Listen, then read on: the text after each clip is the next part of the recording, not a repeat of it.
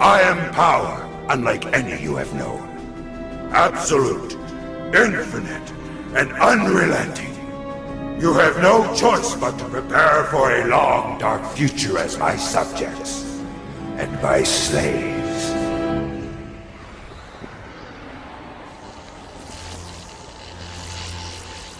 In a pig's eye!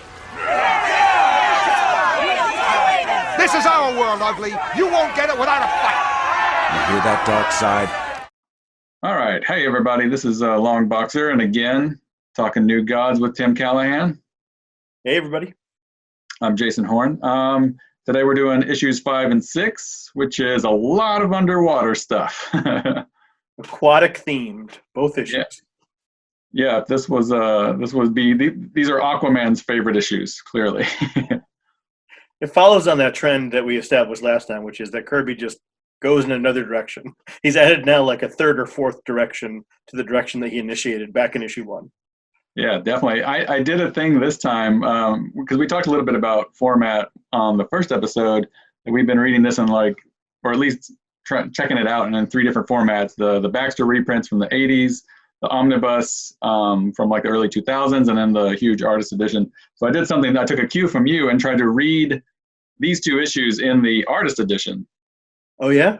Yeah, so I did that instead of, I wanted to see if it was a different experience. And I don't know if it's that, Royer is now inking it and really getting into his stride, but the art just blew me away more. I guess it's part of reading it in black and white, and also because there's so much going on at times with the water stuff. It was a little hard to follow some of the stuff when that big beast shows up.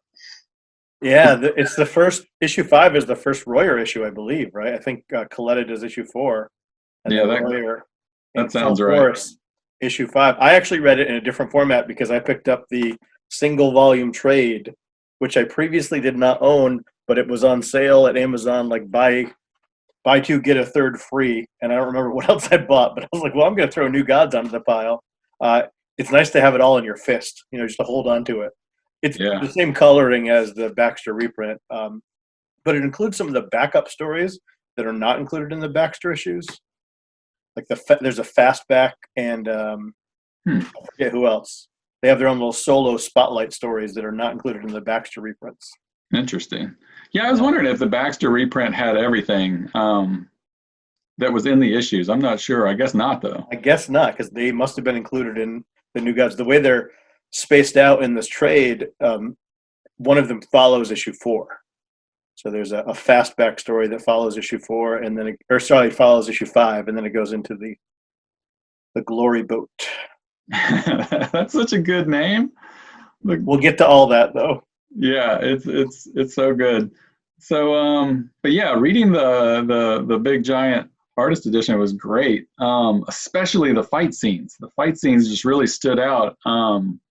Again, I don't know if it was just the inking. I'm sure that was part of it, but man, it was so good. And I'm not sure. So the next issue after these is like the Pact. And I know I've read that, obviously. It's like my favorite issue. But I'm not sure which issues I've read after that. I can't remember. Nice.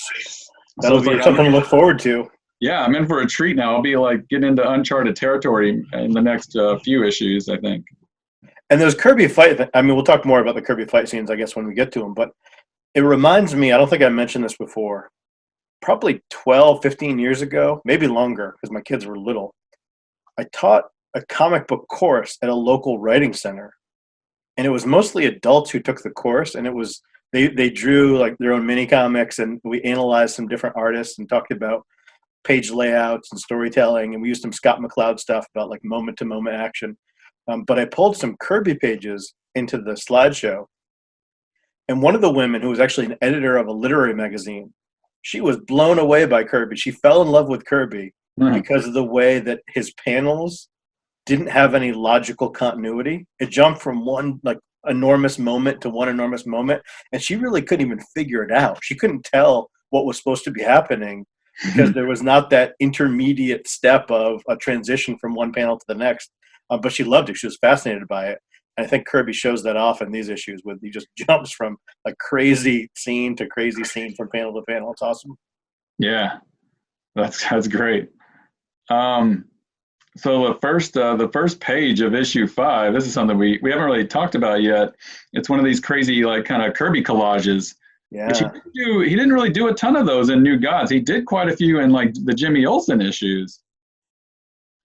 But I Yeah, think I've never really been a fan of the Kirby collages at all. I think I He remember used them that in about Fantastic you. Four to represent the negative zone, and so sometimes he uses it to represent some otherworldly or something cosmic that he can't even draw. But here, he's using it in the same way, with Metron going essentially to try to encounter the source and try to penetrate the source wall. And this Kirby collage is, I guess, the deepest of the deep space. I have a hard time appreciating the Kirby collages because they don't look like they're by Jack Kirby. I mean, his collages have a signature look, but they do not age particularly well. I am just the opposite. I think they were one of the few things early on when I was like I've said before, like I thought of him as grandpa comics or just stuff that didn't make sense to me. And I remember a friend showing me those and just like, what? Like it's just so out of left field and interesting that I was really drawn to it. And the ones that appear in the Fourth World stuff are bonkers, and I love them. This one's pretty subtle. This one's not like too crazy. Yeah, it's basically an outer space scene. To me, it's just jarring. The reproduction, I think, leaves something to be desired. It doesn't include the collage in the artist edition, does it? It doesn't. It's literally just the Metron in the Mobius chair. Yeah, I'm wondering how they did them. Like, what was the process that he used? I would love to. I don't think I've ever read anything or seen anything about that, but that would be really interesting to see. Like, what was his actual process? Yeah, I assume they're photographed, but I don't really know either. I wonder if anyone, since it's the people who put the artist edition together had to collect all these pages and stuff. I'm wondering like who has, if anyone, has those collages that apparently weren't part of the whoever had that Metron page. I wonder if they didn't have it or they just why they didn't include it or things like that. I wonder what the deal is with those. Yeah, I haven't seen them pop up on the heritage auction sites or anything. Yeah. So the top of this splash page we're talking about, interesting logo on the top there. This is one of the interesting things about this. Spawn. Todd McFarlane's Spawn. The logo is pretty similar to Todd McFarlane's original Spawn logo from the house ads before Spawn #1 debuted. It's not the Ken Stacy logo that we all know and love from issue 1 and all the rest of the Spawn issues, but it's definitely a precursor that looks a lot like that house ad. Yeah, it's straight up. It's straight up that original Spawn logo, essentially. I'm wondering, like, obviously, because Todd was literally, soon working with Kirby on that Phantom Force. Huge fan of his. So that had to have been, like, the main inspiration, maybe where he got the word. He created Spawn when he was young, like, way before he was even, like, in the industry.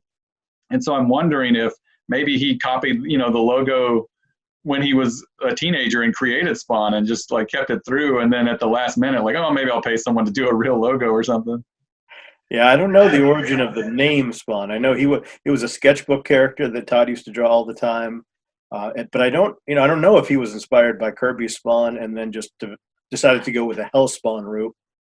I don't know. Yeah. That'd be interesting to know. I'm not sure either. Even though I did extensive research on Todd McFarlane and Spawn in that Spawn video I did on Longboxer. That's true. That was a deep dive into everything Todd McFarlane. It was fascinating guy. He gets a lot of crap, and I understand all the crap. He's quite, has a lot of legal problems, a lot of ego stuff. I get all that, but I just think he's incredibly fascinating. Oh, I love Todd McFarlane stuff. I started following on Infinity Inc. and followed him from Infinity Inc. onward. So I'm on board the Todd McFarlane train. You were one of the first passengers. Yeah, I love that stuff. I remember that Batman cover he did from when I was a kid. That was the first time I was ever exposed to him, and that Batman cover was huge. The Mignola covers for like Death in the Family and that McFarlane cover, it was just like it just wasn't. I love Jim Aparo, but it wasn't Aparo. It was this crazy different stuff, and so they really stuck out to me. Yeah, I think that's the big thing that McFarlane and Kirby have in common is the realism is irrelevant to comic books. It does not have to follow the rules of gravity or the way fabric folds or anything like that. It's a comic book. It can go really far. That's right. which leads us to pages 2 and 3. What happens when you flip the page in this issue? Yeah. Amazing. This double page spread, and it's really amazing in that artist edition. So this is the origins of what will eventually be called like the source wall, but here it's just kind of like one dude. Right, and then on the following page is another lady floating, or her head is floating. Yeah, it's more like frozen. So it's like these fossilized giants, these titans have been fossilized when they were trying to breach the source wall, and now they're kind of chained or frozen in space. It does remind me of the Celestials, the idea, and he actually uses the word eternals on the next page, eternal humiliation. So that helps to underscore the idea that you've got these gods, you've got these godlike beings, but then you have these even bigger gods that are precursors to these gods. And that does relate to I think the eternal celestial, at least the visual language of the Eternals and Celestials at Marvel. But here, this is the first time we've heard that there's something even bigger than the new gods, and they're frozen.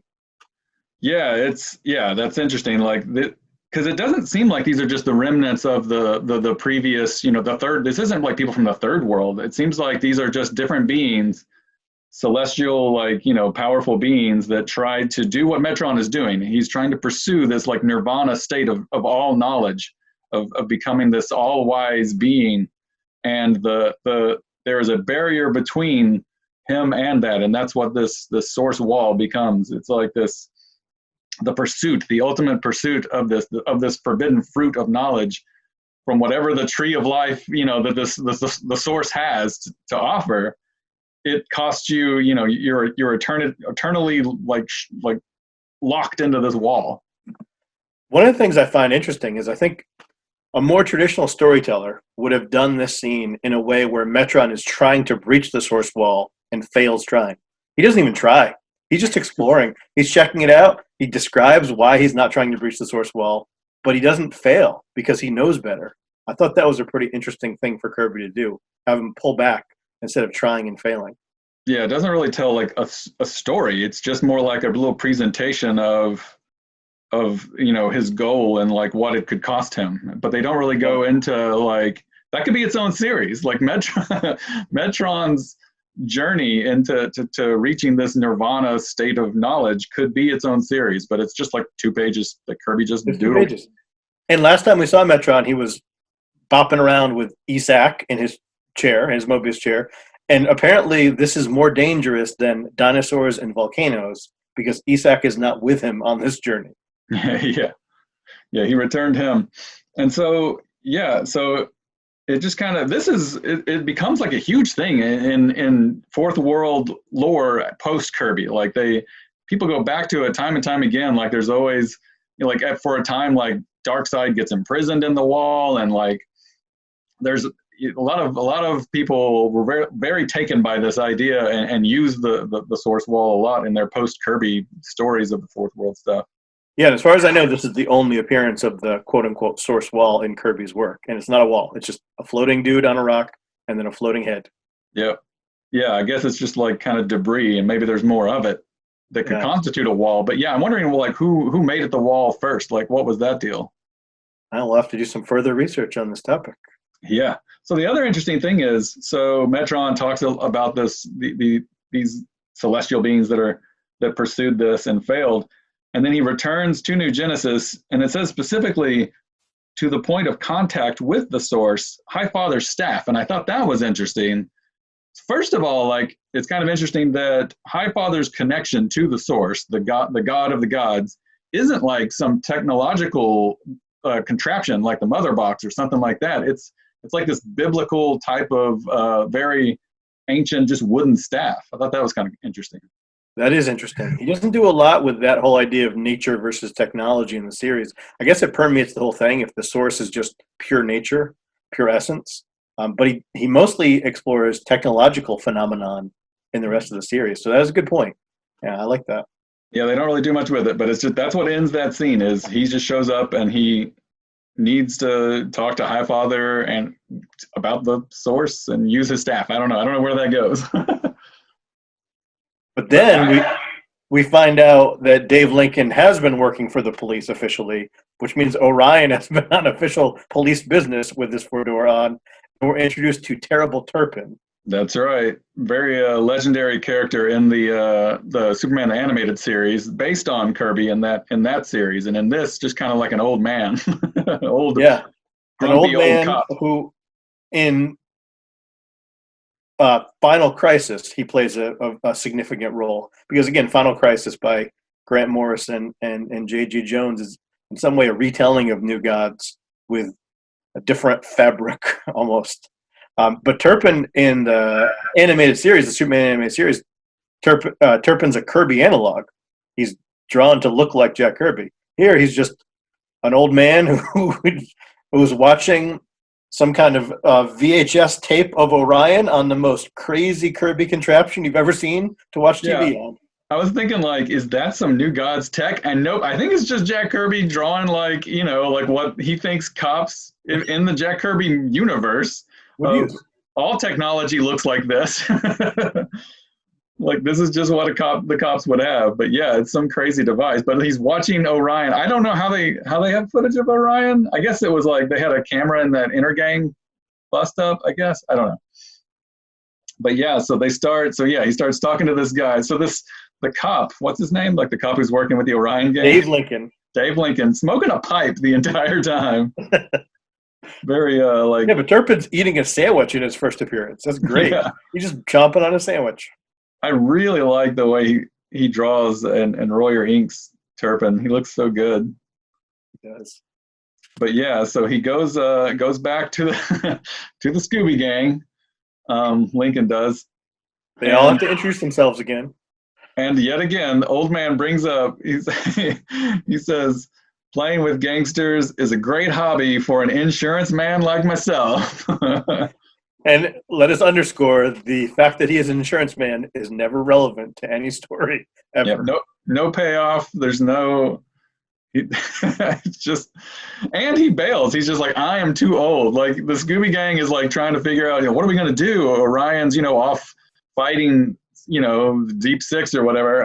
And the old guy's like, I don't know what you guys are doing, but I'm old, so I'm leaving. I got a family. I'm going home. You guys do whatever you want. Yeah, without Orion to hold the crew together, they just fall apart. And he's off on his own mission. He's off trying to survive underwater. And the young kid's like, my parents are worried about me. I got to leave too. Which makes, because you can't really tell how young that guy is, but I guess he's like, senior in high school or a college student. Some younger than I thought he was, I think. Yeah, he looks 35, but I guess he's a teenager. Yeah. But also, if you think about the audience here, was there anybody reading this story that was like, man, I hope those characters explain why they're leaving the series? Because if they just vanished, I'd be wondering whatever happened to Victor Lanza the entire time. Nobody thinks that. If you wrote those characters out in a single panel, everybody'd be like, fine, it's fine. Yeah. But they'd Kirby be like, all right, pays them some respect and has them take off. Yeah. Yeah, it's crazy. So is this the last time we see them? I don't even know. I don't think they play a prominent role. I think Dave Lincoln's the only one, but I don't remember actually. I haven't read much past this recently either. Okay. All right. So then we get to on page 8, Orion is. See, this is the one of the things I didn't understand when I was reading the black and white version. He is underwater, but I thought this whole scene takes place underwater. But it does. It takes place, but in a cave underwater where there is air and stuff. But when you're reading like the black and white artist edition, I didn't know. So anyway, so he's in this cave and his leg is stuck in a giant clam. And Slig, who's some sort of deviant from Apocalypse, one of the Deep Six, Darkseid's minion, has him captive. And he has apparently the power to take vermin and insects and little slugs and crustaceans and enlarge them into horrible monsters. And he doesn't really use that power against Orion. He just taunts him with it. Yeah. All the Deep Six have these like weird hand powers where they can touch things, or at least 2 of them do. That's shown. So yeah, the Deep Six is this, team of aquatic apocalypse bad guys, and there's 6 of them. So there's this guy Slig, and there's like Jafar is another one. Jafar, the bad guy. Typical aquatic name, Jafar. Yeah. So there's I wrote it. I looked it up. So there's Gold, Jafar, Pyron, Shaligo, Slig, and Trock. I'm not sure we meet all of them though, right? I don't think so. Like, I think you do see a few of them, but if you see them all, like there's some of them are just like in the background or something, but they all kind of look similar. Yeah, unless you read that issue of Who's Who, I don't think you learn who all 6 are. And the other thing about Royer's inking on this is that Orion looks much harsher. When we see Orion in the scene, at first I couldn't remember if he was in his Apocalypton form or in his New Genesis form because his features are so like, jagged. But then Royer does the thing where he makes the eyebrows really bushy when he's in the Darkseid Sun face form. But at first you can't really tell because he does not add the soft features that Vince Colletta added to Kirby's faces. Yeah, that's right. So Slig here creates this weird little creature out of like a little shrimp or whatever, just to taunt Orion, like you said. Slig's design is great, and the coloring's really good on him too. Something you don't really get in the artist edition, but yeah. But the giant clam is ridiculous, but it's awesome. I love it. Yeah, he just has 1 foot trapped in the giant clam, so he's almost free except for 1 little foot that's pinned in. Imagine being a god and a clam takes you down. I guess Kirby's trying to explore that dichotomy of God versus clam. Exactly. The tale is old as time. So yeah, so he uses his he has like an onboard like Motherbox wristband, like a Fitbit, Motherbox Fitbit, to kind of like get out of that clam. So the Astroglider focuses his Astro Force. But without the Astroglider, he has less power, but apparently he does have this Fitbit version of a mini Astroglider, and he can shoot lasers out of it, which I believe that's the only time he ever does that. But it comes in handy versus a clam. Yeah, exactly. That's his clam watch that he has just to fight clams. Yeah, that's the thing. It's kind of like a James Bond kind of a thing where it's like he has whatever he needs to get out of any situation, including clam lockdown. He has it on him. But yeah, I don't think it's ever used again either. And then the clam goes crazy with this big stem, and it's awesome. It looks great. Yeah. It's some sort of long-necked clam that just becomes a battering ram almost. Yeah. Again, it's okay because his laser can take that neck right out. That's right. And then on the next page, we see this awesome shark guy who I thought was like part of the Deep Six, but he's not. He's just one of these mutations that they've made. And again, he looks great.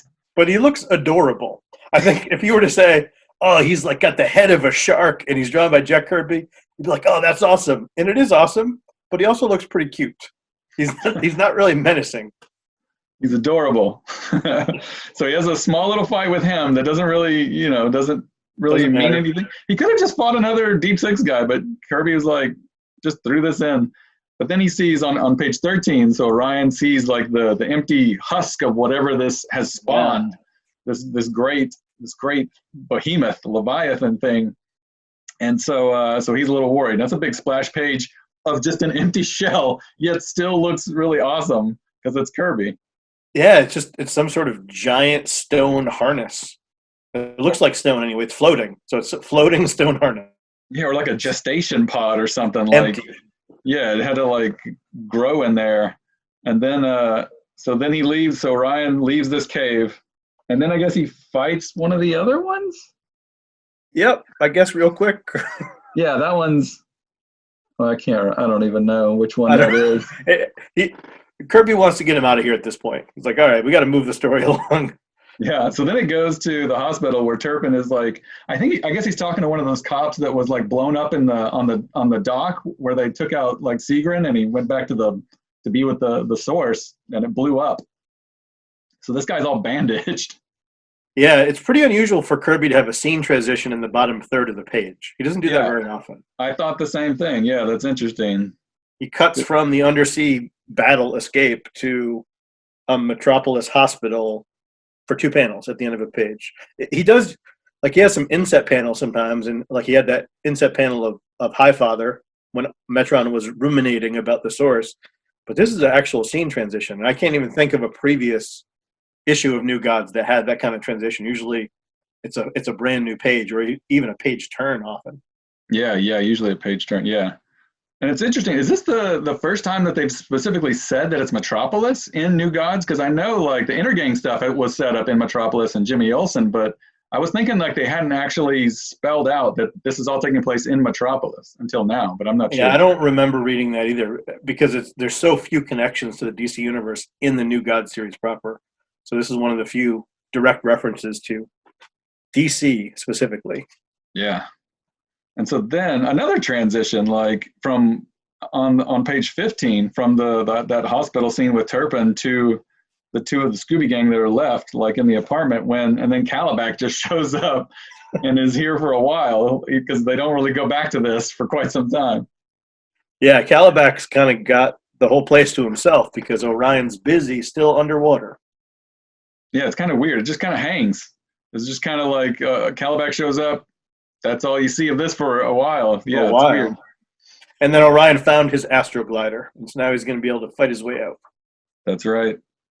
And this battle, so this page, the 2-page battle on pages 18 and 19 on the Baxter reprints. I loved this.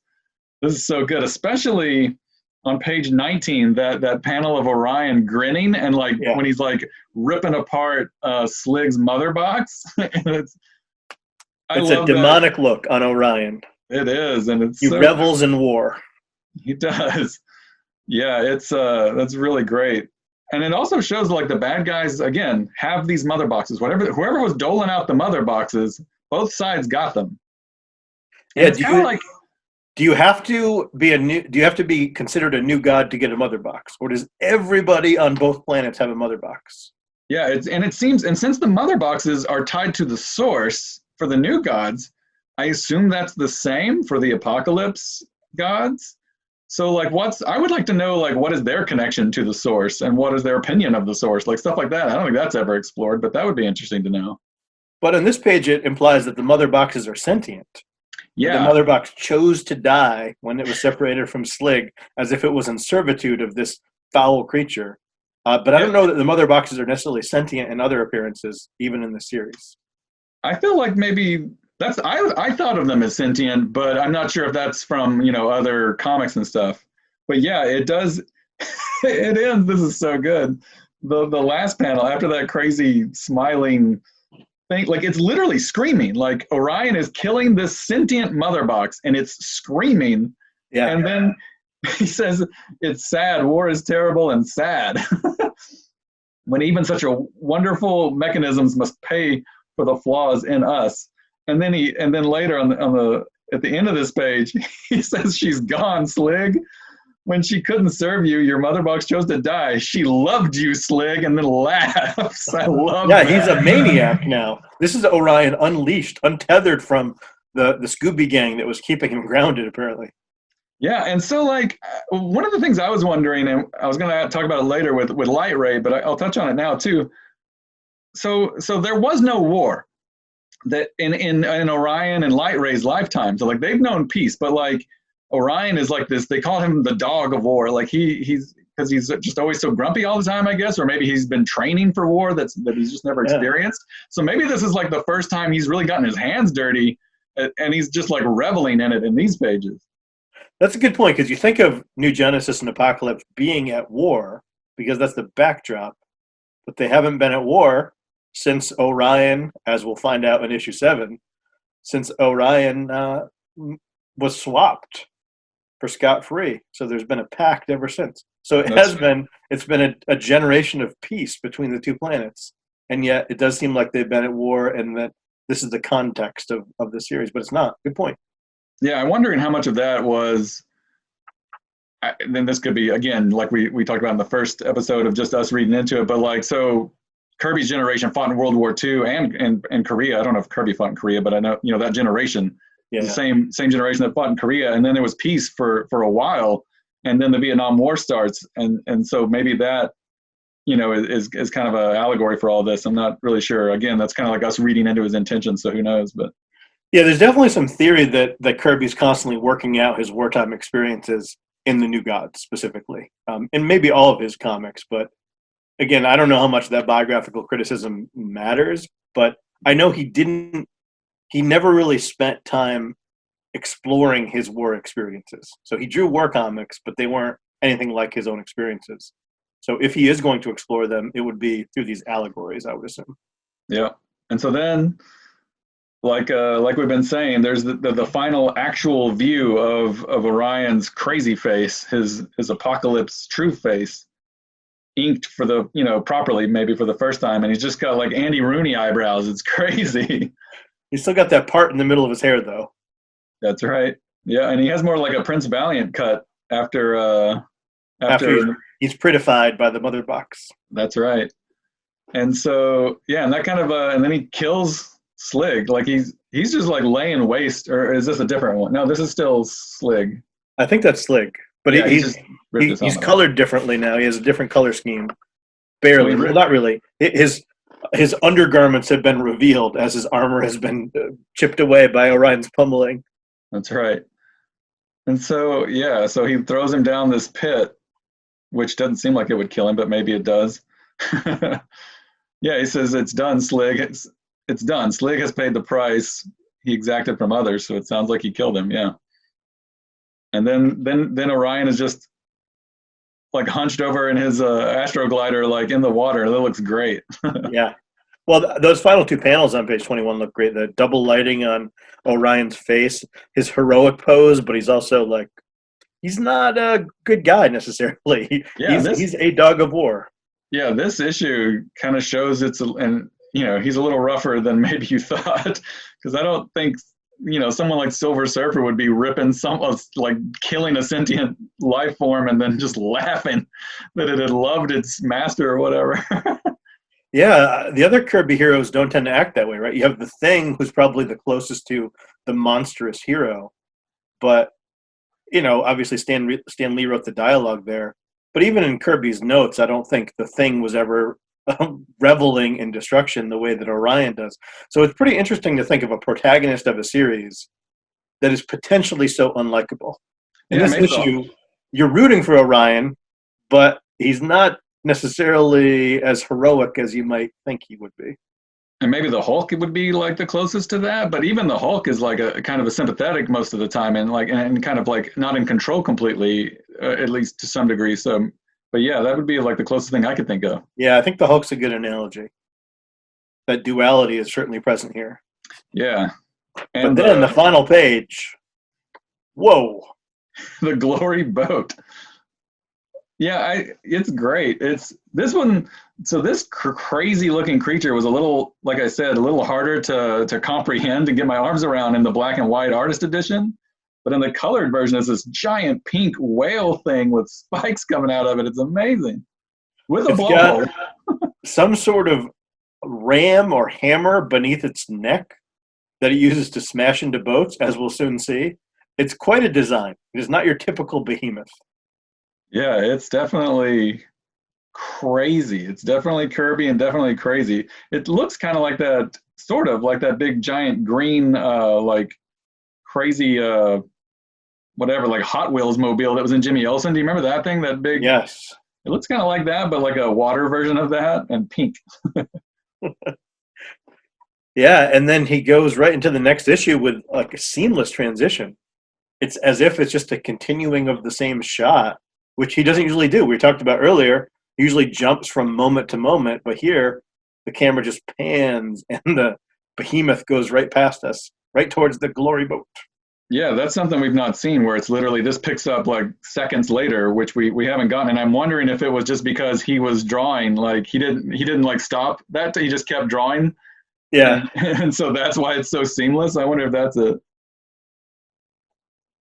But yeah, so I have some questions about this issue that maybe you could, specifically the end.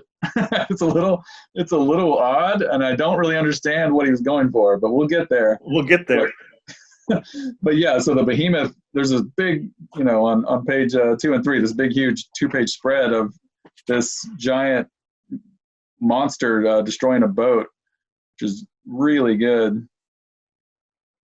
Yeah, and again, the New Gods, Kirby doesn't go right to the 6 panels per page. He has splash page, double page, splash, 4-panel pages, splash page.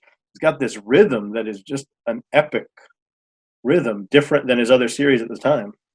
Yeah. I can't imagine, like, looking at those artist editions, I can't imagine coloring this stuff. Because, like good luck to whoever did that. Because I don't think he did, like, color guides the way some artists did back then. Some artists would do like, rough color like this is this, but I don't think he did that. I don't know, because he did color his own sketches, so I don't know what kind of color he ever provided to artists. I've never seen any color guides by Kirby or anything like that. I haven't either. Yeah, I haven't either, so that would be interesting. But yeah, he was an amazing painter, so he could do coloring. Did he do the I guess he didn't probably, the coloring in because the coloring in Hunger Dogs is a lot more paintery. He didn't do that though, right? No. I don't think he's ever colored anything that I've seen. Other than sketches. Not in comics. I've seen him color like some of those paintings he did. Yep. But yeah, I've never seen him color comics work before, not that I know of. Sequential stuff. Yeah. So this is the part. So this is where it gets to where I start to have questions. This rich yacht family, where there's this old grumpy dad and a son and his daughter, and the son is like a conscientious objector, which was very typical or topical of the time of the Vietnam era, and the dad fought in World War II. So this is like a literal representation of those two generations coming to a head, but it's odd. Yeah, this particular issue is like a bottle episode of a TV show. It's just these characters on this raft, essentially, and there's a dynamic between them, and so they're kind of negotiating this interpersonal dynamic. Meanwhile, there's a huge monster coming to kill them. It is a strange bottle episode in the middle of the New Gods epic. Yeah, and they're like a rich family, too. It's not like they're not just like the every person. This is like it's like the Kardashians are in a lifeboat and Orion has to deal with them. And so they're just like, please help us. And at first he's just ignoring them. And they're just like, what is going on? They think he's like from the Navy or something. I thought that was funny. It is pretty interesting that, like, why is it this family as opposed to people from that military ship that just got sabotaged? So he has this naval ship that gets torpedoed by the Behemoth or destroyed by the Behemoth. And then these completely unrelated characters are on this life raft and he saves them instead of three people who fell off that ship that we just saw destroyed. Yeah, and maybe this is a little later. I'm not sure, but yeah. Also, like, why isn't it just the Scooby Gang or something? Like, it could have been them. They could have been looking for Orion. Yeah. Yeah, he just introduces these new characters. But yeah, it's so then he starts towing them with his like little shoulder mount thing, and then we get to this is. I thought this was great because I didn't remember this. I didn't remember this reveal, and I was like blown away. So they see this like mummy-looking thing that the Deep Six or somebody's like wrapped up, and they don't know, and he doesn't know what it is. On top of some sort of wooden ziggurat raft. Yeah, I don't know what that thing is. But yeah, so he starts unwrapping it, and then like shocker, it's Lightray. It's Lightray, turns out. And I have a theory now. So we were talking about in the last episode about how the Black Racer is chasing Lightray, and we have no idea why because it doesn't spell this out. But this is my new theory I came up with.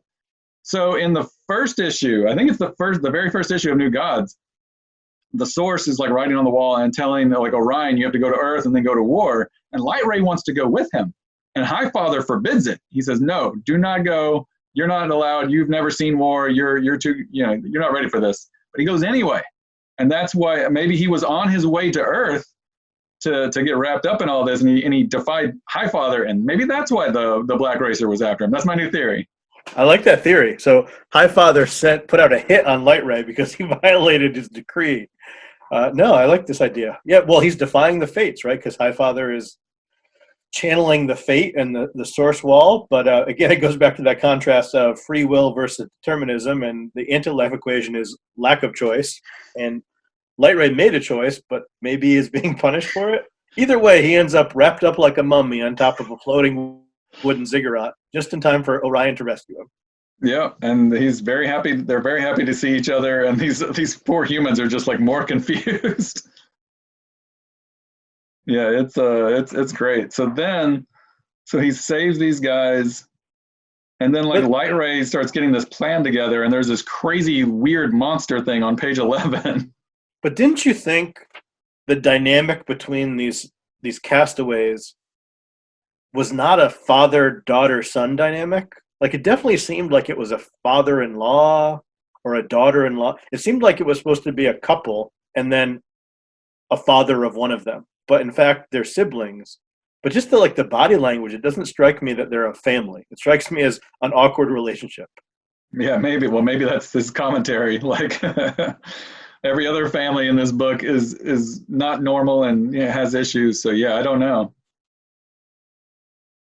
So like, yeah, so like on page 11, they whatever this thing is that they're on, like, does it talk about that? Like what this thing is? Was it? I guess it was like part of the Deep Six's plan involved this floating structure that they're on or something. I don't know, but they've created this like crazy monster to direct. Like it tells that big pink whale monster where to go. Yeah, it's kind of the pilot of the whale monster, and it's on board this ziggurat thing for some reason. Yeah, and then Lightray, The like, connective tissue is not there. We have to guess on what all of this has to do with each other. yeah, like, yeah, you have to put the pieces together yourself for sure, which is part of the fun of comics and Kirby. So Lightray starts shooting it with his, light ray powers and transforms it into this new state of being. Yep, as he does, a basic life form stripped of the taint of apocalypse, which is a cube of light.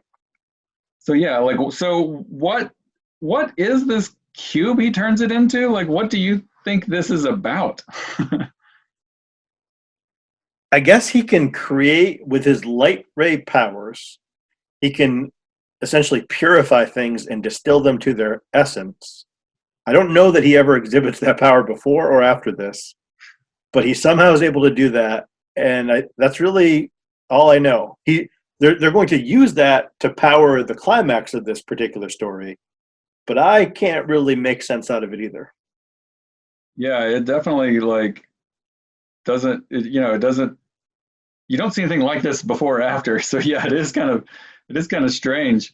So then the big monster comes, and then the Deep Six like gets involved again. Like they show up and start fighting, and the family's like the family's just freaking out. On page 14, the dad, that panel of the dad screaming is great. Yeah, I mean, if you think about the narrative elements here, so he doesn't just have Orion and Lightray fight against the Deep Six. In fact, they don't really fight against the Deep Six at all. They fight against the beast launched by the Deep Six. If he didn't have these civilians, I guess there wouldn't be any jeopardy at all, because you've already seen Orion and Lightray overcome almost everything in their path. So I guess you have to add these characters to create a sense of fear and danger, but you don't really care about them, do you? I mean, as a reader, I don't care about them at all. Rich people on a yacht? Nah, I'm not. They're not top of my list of things I care about. Not sympathetic.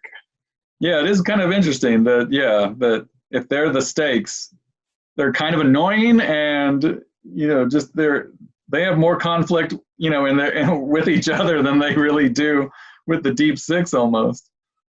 And then one of the Deep Six guys is coming up, and which one is this? So I think this is. I was gonna say, yeah, this is Jafar. Jafar looks even more. Yeah, he looks even more. He looks like Slig with less clothes on. Yeah.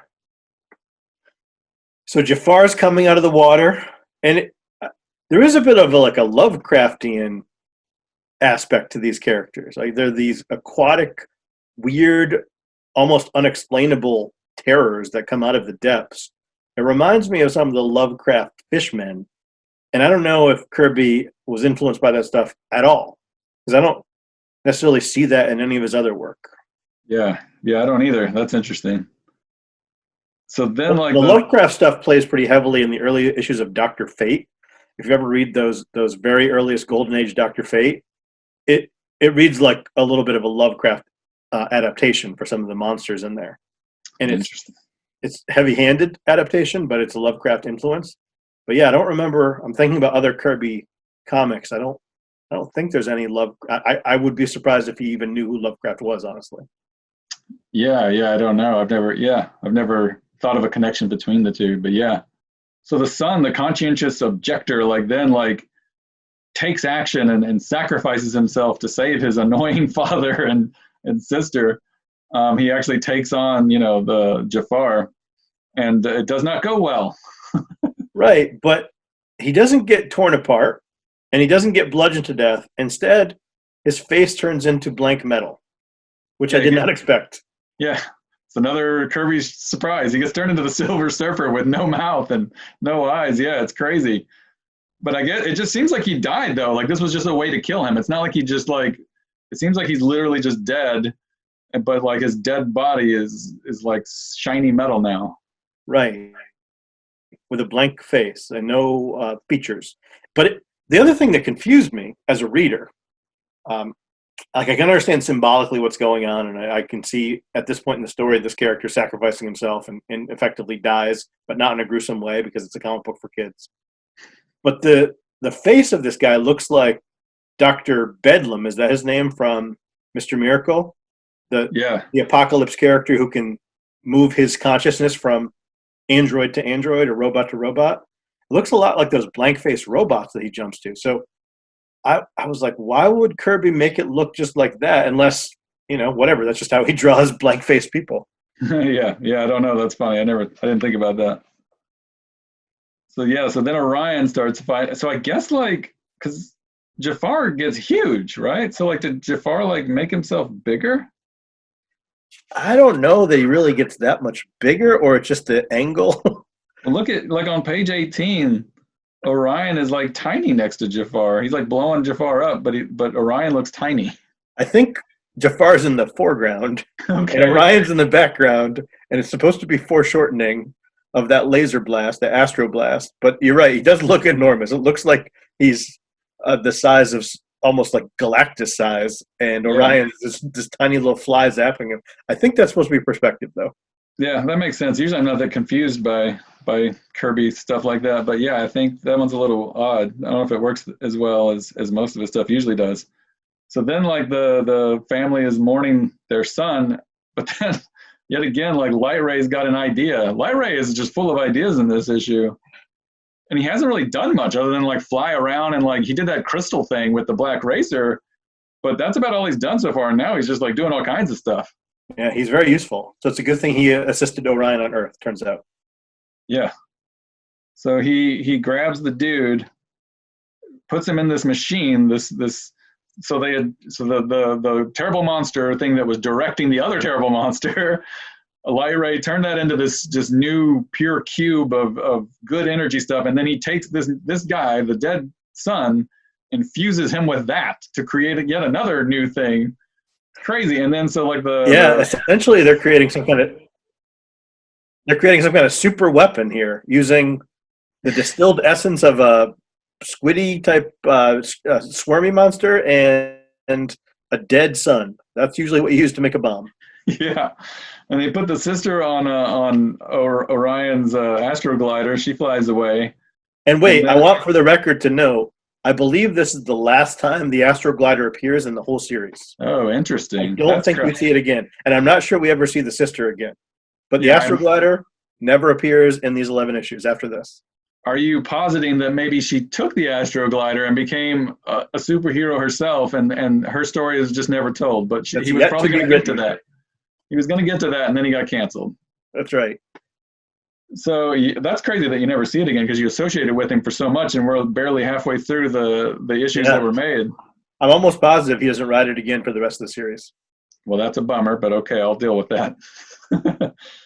So then the rest, at least Shalago shows up, and he's got wings. This guy he's not just like a fish guy. He's a fish guy with wings. He shows up, and then on page 21, that's where you kind of see a bunch of these guys.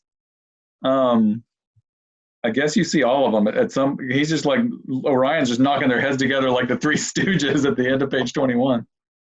That's true. You're introduced to them. They say truck and goal. They all look pretty much the same, though. It's hard to tell them apart. Yeah, they're all very similar. And then Orion just kind of dispatches with them in short order. And then, so this is the part that I definitely don't get. Lightray, as part of his plan, has tied the dad onto this burning cigarette thing, and why? I don't understand. I didn't get it. He's tied to the mast while flames rise up around him as if he's a witch being burned at the stake. And Orion, noting this, says, "You're mad, Lightray." But Lightray's got a plan. But I don't see how this is part of the plan yet. So I think he's supposed to be the lure, but why would a man tied to a mast be a lure when they're all still on that floating ziggurat anyway. Yeah, Wouldn't I they didn't be get more it. of a lure? That's what like tying light, like Orion tying Lightray to it, or Lightray tying Orion to it would make more sense. I guess that's what I didn't get. So he's kind of like the bait. But yeah, that's odd and doesn't make a lot of sense. So then on you get 2 splash pages, 24 and 25, the pink monster is coming, and the deep 6, what's left of them, it's like the deep 4 at this point. They're coming together with guns ablazing, and then this splash page on 25 is amazing. So Lightray has turned that machine and the dead sun into this rocket bomb thing, and now the dead sun is like human again. He's got his features back, but he's still dead. And this is definitely a nuclear missile. There's no mistake. Like, he created a contraption that resembles atomic warfare. And, that page is missing from the artist edition. It's just a photocopy. Yeah. Somewhere that page exists, and whoever has it, that's a prized possession. Yeah, out of all the pages in that artist edition, there's only 3 pages that weren't in there, and this is one of them. Which, yeah, it is interesting. It's a big splash page. It's got to be like one of the best pieces. As far because splash pages always go for more money. It's got to be worth tons. If anyone knows where that is, good gracious.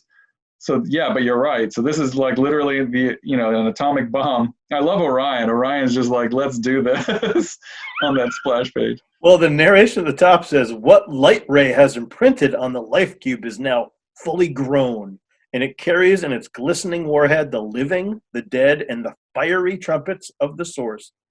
If we must die, let New Genesis live." I don't know how any of this has to do with letting New Genesis live. So if they stop this, how is this behemoth a threat to New Genesis? Yeah, I don't know. And then Orion says, "If we go to the source, you demons go with us." So of all the time to do like a suicide bombing mission, are you gonna shoot your wad against 4 members of the Deep 6? Yeah, really? Early, Orion. Yeah, and the big pink monster. That's like, I don't even understand what the big pink monster is part of the plan of Darkseid's plan. Like, how is this getting the anti-life equation? It's an irrelevant question because it's just you're just here for the show. But like, what is the plan? And yeah, why would you kill yourself? Potentially, obviously they don't die, but like, why would you risk it? They do.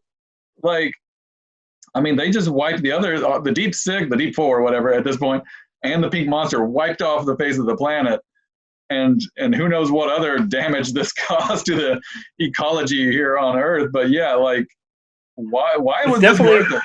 Kirby's version of a mushroom cloud, right? On that page, that's a mushroom cloud and then you see the horizon glowing with pink and red hues. Somehow, the man tied to the mask has still survived. Yeah, he's as fine. Orion and Lightray fly off, and that's really it. You're right. How did this have anything to do with Darkseid's plan? Wouldn't it, if Darkseid wanted the anti-life equation, unleashing Calabac on Metropolis to instill fear seems like a logical move. Everything in this issue doesn't seem other than to get Orion out of the way, sure. But was the behemoth supposed to get Orion out of the way? Is that all part of it? Or maybe just to preoccupy him, because if you look, as far as Darkseid trying to get the anti-life equation, I think of the Forever People. Like, he's doing more in the Forever People to make that happen. And maybe this stuff is all just like, I got to distract Orion with a bunch of nonsense. Just because if he gets involved in me actually trying to find the equation, that's not going to work out well because that guy's a really good fighter. So maybe that does create a new underlying theme for this entire series, though. So the New Gods, the entirety of the New Gods is just Darkseid distracting Orion so he doesn't mess up the Forever People plot. I think that could be it, because like he's like the most effective tool New Genesis has to stop Darkseid. The source is even telling him, to stop Darkseid. So Darkseid's like, let me think for a minute. I got it. I got the perfect solution. Big pink monster breaking up some boats, and let's unleash the Deep 6. They're like, that'll occupy Orion for a day or two at least.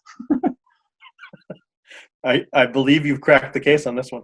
I think so. So like the last page, this guy So it's like the dad is still tied to the mast. Like Orion and Lightray survived this atomic blast and are flying away, and they're not helping this guy. Not at all. His daughter's not coming back on the astroglider. He's there by himself. And it says, like, what is man in the last analysis, his philosophy or himself? And then the dad said, and that's like, because that's like the narration. And then the dad says, I'm alive, left to live out my life wondering. What? Wondering about the narration I just read? What's happening? I think he's responding to the narration. He hears it. He does. Maybe that's the source. It's talking out loud. He hears it, and he's like, I guess that's something I'll be pondering in the next few days while I die. Yeah. Bonkers ending. Quite a bittersweet ending. Yeah, bonkers ending that I don't understand, but it's great. Like I said, we're here for the show. We're not here for the answers.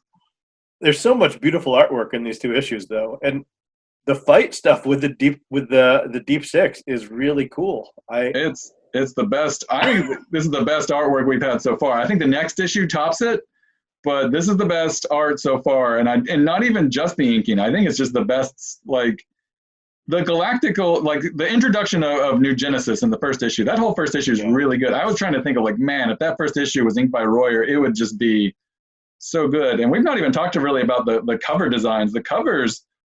The cover to the first issue is unbelievably good. And then I'm not crazy about the covers for most of these issues. There are a lot of like this, the issue 6 isn't too bad, but like even issue 2, I don't think those covers are great. Issue 4 isn't that bad. Like if it's like a main image, I'm kind of with it. But when there's like a couple like little windows, and I don't think those are great Kirby covers, but the first issue is an amazing cover. I wonder about these two issues, if it's an artist thing where, I mean, at this point, he's just cranking out fourth world material, right?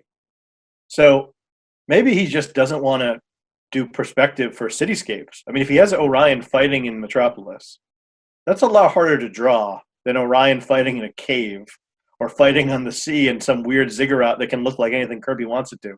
It reminds me of the John Buscema thing, where he mentioned, or he, I think, said in an interview once that he always hated to bust out the ruler. He hated doing perspective. So whenever he was drawing Conan, he'd always tell Roy Thomas to write him a story that takes place like in the jungle or in the wood, in the mountains, so he didn't have to draw any buildings. And this is like Kirby not having to draw any buildings for a couple issues. And it definitely can probably pick up his pace. Yeah, no doubt. Like I said, again, I'm wondering if that transition of like one issue to the next was because he just kept drawing. And I wonder if that maybe is it. Like he could have cranked these out super fast for I don't even know what's super fast to Kirby when he's doing 15 pages a week. That's crazy to think about. But yeah, that is interesting. I used to hate drawing trees, and then they became my best friend. Like when I was doing a Power Skull, like I literally, like the main castle is inside of a tree, a giant tree, just so like you can cover anything up with some leaves. That's the best part of it. Yeah, I think there's definitely something to be said about because by all logic, this story should be set in Metropolis, and it should, even if Darkseid's going to distract Orion with some kind of fight scene, it should take place involving characters and settings that have already been established. But nope, Kirby takes it in a totally different direction, and I wonder how much it might have just been motivated by his subconscious too. He might have just wanted to, whatever he started drawing, he's like, well, I guess I'm going with it. He had the underwater new god die. So he said, well, if this underwater new god, it must be some kind of underwater adventure to happen. That's right. So that's where he headed. And so the last page here teases the next issue, my favorite issue, and the only one that I actually own. So I'm going to, in the next issue, I'll get to read like the actual real thing for once. That'll be interesting. So that's the Pact, the legendary origin story of all of this stuff. So so that's like 7 issues in. 7 issues in, Kirby's like, now I'll get to the origin story. That's awesome. Yeah, and he hasn't even discussed it until then. It's not like he alluded to it in any significant way. Yeah, the only allusions to it is Darkseid or Highfather kind of talking about how, telling Metron to like shut up about Orion maybe not being from New Genesis. That's about the only like real, it's crazy how little Darkseid there is in New Gods. Yeah, no Darkseid in these 2 issues. Yeah, no Darkseid. Well, the last time we saw him was the creepy peeking around the corner, and that was only like 1 panel in that issue, I think. It's crazy. Like, you think New Gods, you think Orion and Darkseid. You should be thinking Orion Deep Six, because there's way more of that. Yeah, the Deep Six, we'll have to go back and count the panels Darkseid appears on. And it's got to be, like, by the end of the series, even the first 11 issues that are published, I don't think it's more than like 20 panels. I'd be surprised if it's more than that. I would be shocked if it's more than that. That's crazy. But anyway, all right, so that's issues 5 and 6. Yeah, so issues 5 and 6. This is episode 3. Thanks, everybody, for watching. This has been fun. Wild ride. All right, see you guys next time. See ya.